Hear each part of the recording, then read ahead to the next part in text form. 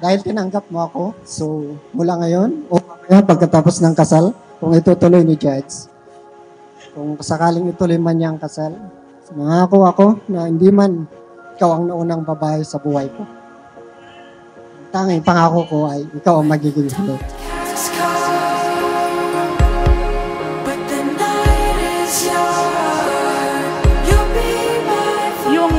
These things, love, respect, fidelity, and support, na pag-uusapan, these are not yokes. Hindi yan pabigat sa buhay.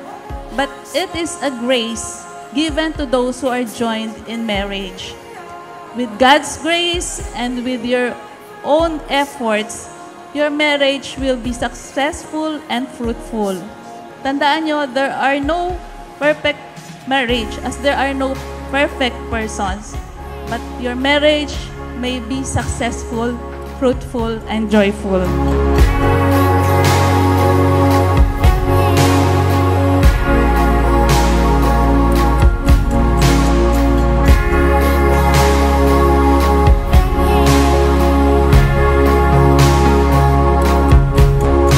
you come at your own free will, voluntarily, and with full consent?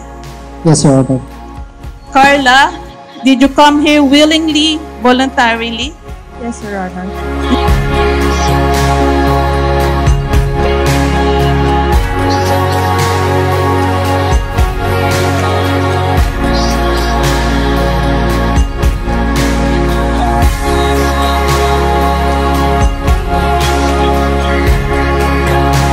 Kahit sa anong relasyon, communication is always the key.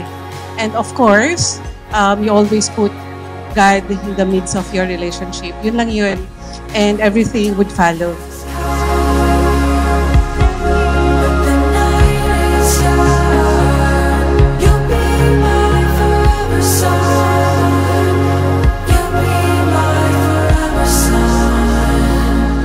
Same day last year, we have our own separate lives.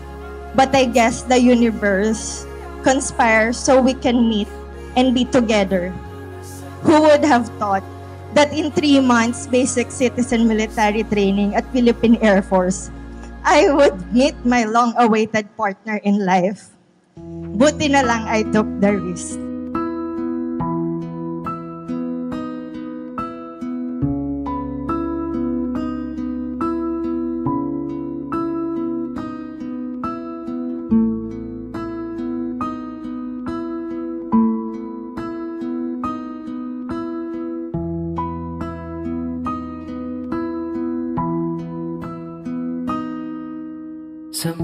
Isa lang po ang ugat ng obligasyon ng isang asawa bilang lalaki. Bilang lalaki, kailangan natin ng pag-unawa. Kung may pag-unawa, sasama na po ang lahat.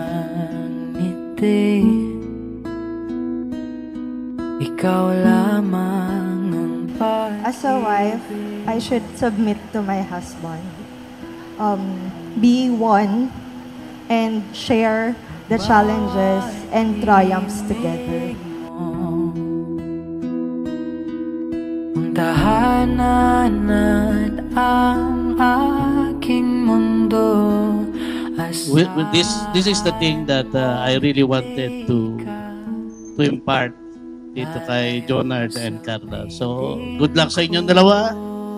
Say sorry more often. Say thank you more often.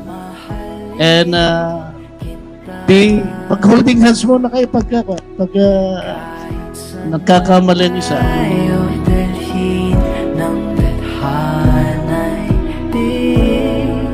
Not many people here know how good of a person you are, how responsible and giving you are.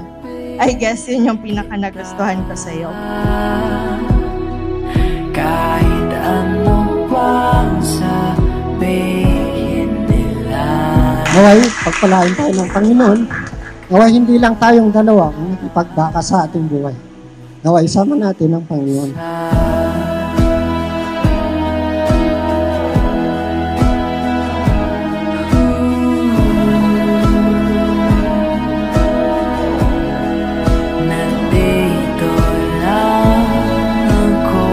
Thank you for being my quick and steadfast love.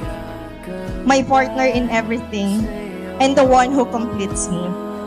I chose you today and every day for all that you are and all that we will become together.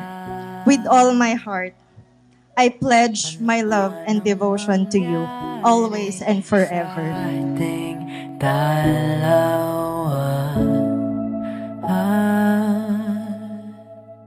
ika'y hindi na